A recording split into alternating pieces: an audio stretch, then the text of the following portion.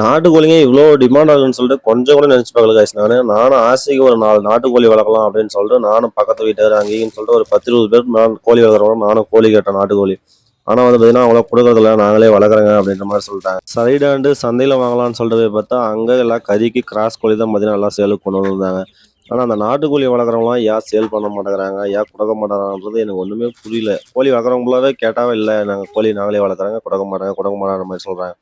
சரின்னு சொல்லிட்டு அப்பதான் நம்ம என்னோட ஃப்ரெண்ட் ஒருத்தன் வளர்க்குறான்னு சொல்லிட்டு ஞாபகம் வந்துச்சு. சரிடான்னு சொல்லிட்டு அவனுக்கு கால் பண்ணி கேட்டா, "வாடா வந்து ஒரு 4 கோழி புடிச்சுன்னு போடான்னு" சொல்லிட்டு சொன்னான். சரிடான்னு அவங்க வீட்டுக்கு போயிட்டு 4 கோழிய புடிச்சுட்டு வந்து வலையில விட்டா 2 நாள் நல்லா இருந்தது. 3வது நாள் நைட் வந்து பார்த்தீங்கன்னா, வீட்ல கரண்ட் இல்ல.